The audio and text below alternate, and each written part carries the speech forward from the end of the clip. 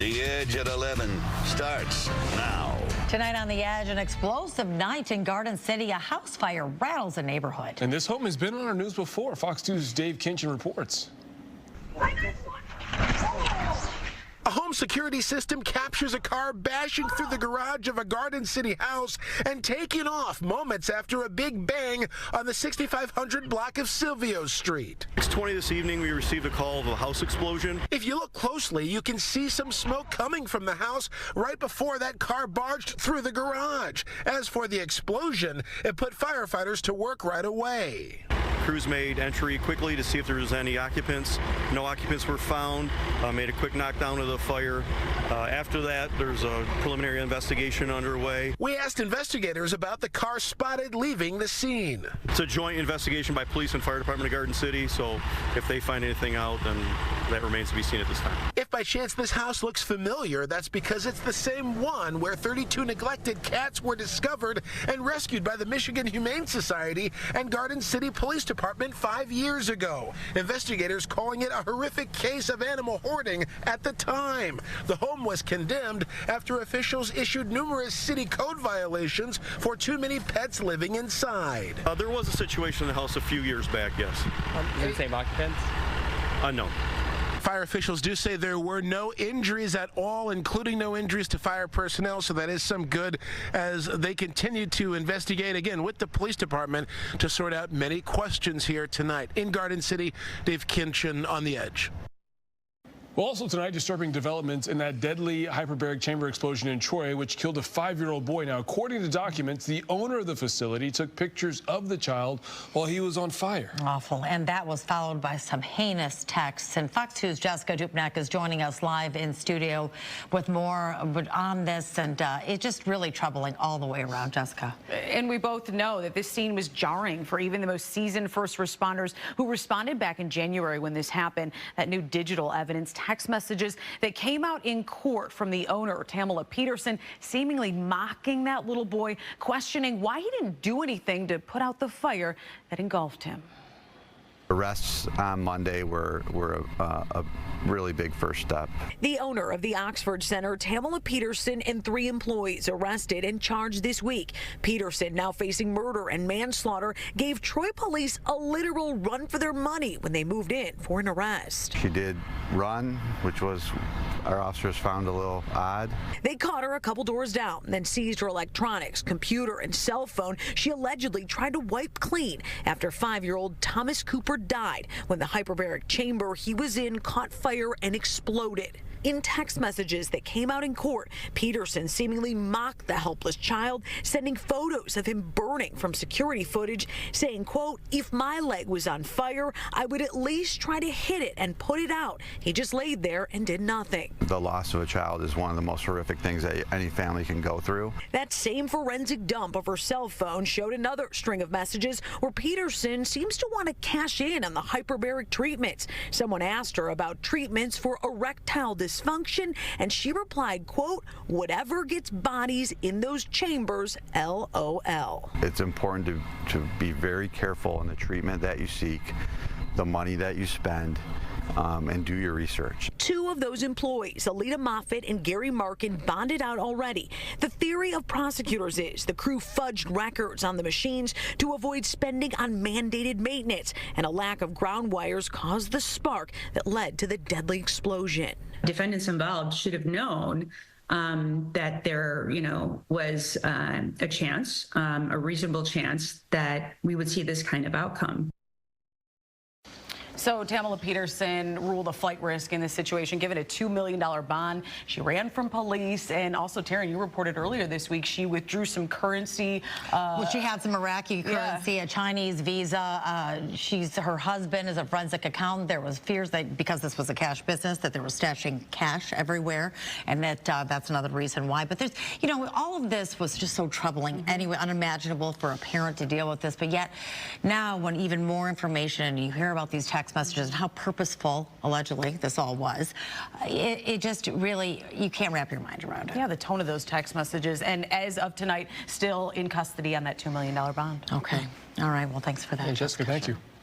Well, a man from Warren is accused of stealing more than $1 million worth of high-end vehicles around Macomb County. There are 3 open cases against Dion Brooks. Prosecutors say between August of 2023 and February of 2024, he took several vehicles from Sarah Cadillac and Hyperbaric Chevrolet in Washington Township. And in February of this year, they say he hit up a GM lot on 11 Mile in Warren. Now, in that case, he has been charged with conducting a criminal enterprise, which is a 20-year felony. He is due in court later this month.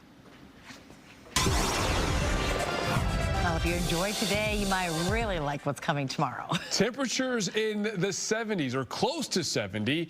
Then, right, Captain Rich Luderman. That's right. And something very exciting is happening overnight tonight. We're going to have this total lunar eclipse. It'll be underway soon enough. What's going to happen is the moon is going to pass in the Earth's shadow. So it's going to appear that the moon is going to get darker and turn a bit reddish. The peak of it is close to 3 a.m. So you're going to have to be up late tonight to see it.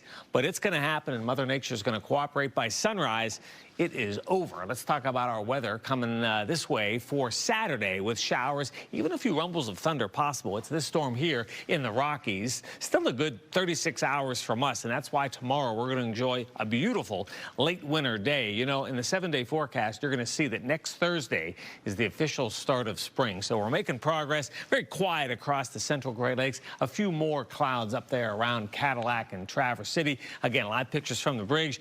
Nothing doing tonight at the bridge. A few cars and a few trucks up there, 41. 57 degrees, that was the high today for us at the airport. 28 the morning low. It was chilly to start the day. There are your averages, 45 and 28. So we have a stretch of weather that continues well above normal. It is cool and dry tonight. 39 Windsor, 39 Pontiac, 38 Ann Arbor, 47 up in Lansing. Now this breeze tomorrow is going to turn more southerly, and that's going to bring in those warmer numbers. 45 Chicago, 52 right now in Cincy. Look at Minneapolis, 53 degrees. As the cold air retreats, we have a storm system that'll come our way for Saturday especially. There it is, and there will be severe weather with this system, especially off to our south and west. You'll see those maps coming up, but some heavy rain Saturday evening way down south along the Ohio River. Here's that bullseye of severe weather tomorrow evening centered around St. Louis, and then for Saturday, that severe weather bullseye is down over Mississippi and Alabama. Tonight, 35 degrees the low. Check out that lunar eclipse. You won't be disappointed. Tomorrow, mostly cloudy, breezy, warmer,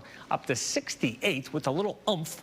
We're going to hit 70 both days, then cooler into next Monday. That's St. Patty's Day, and there it is. Welcome spring next Thursday, Taryn. A full check at 4 a.m. All right, we'll take it. Thanks, Rich. Another setback to President Trump's agenda. We have breaking news from Maryland, where a judge has just blocked the mass firings of a probationary federal workers, at least for now. The thousands of recently fired workers are to be reinstated. This is the second decision of its kind in a day. Earlier, a federal judge in San Francisco also ordered the Trump administration to rehire thousands, if not tens of thousands, of probationary workers that were let go in mass firings across multiple agencies.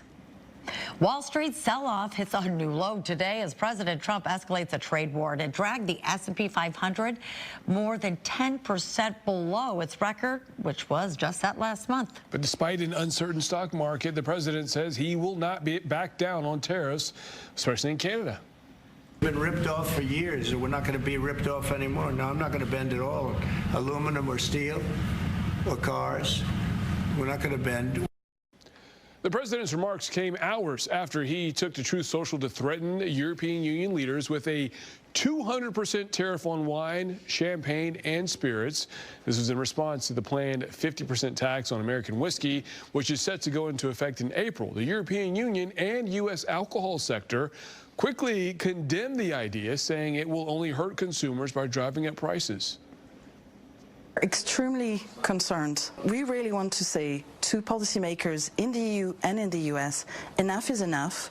We're done being used as bargaining chips. Fresh tariff threats overshadowed an upbeat economic report, including an easing of inflation at the wholesale level. We're going to be in D.C. trying to lobby on behalf of the state of Michigan, and I'm hopeful people continue to raise their voices because they got to hear us loud and clear.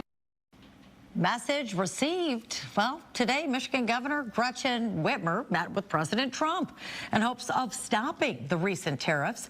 She says a trade war will hit Michigan harder than any other state. Tonight, her office tells Fox 2 that her meeting with the president was productive. They discussed tariffs, the importance of keeping the Great Lakes clean and safe, and additional defense investments in the state. Whitmer says she's grateful for the time and she will always work as hard as she can with anyone for the state of Michigan and its people. Does former U.S. Transportation Secretary Pete Buttigieg want Governor Whitmer's job? Well, the answer is no. The Traverse City resident took to social media today saying that he will not run for governor.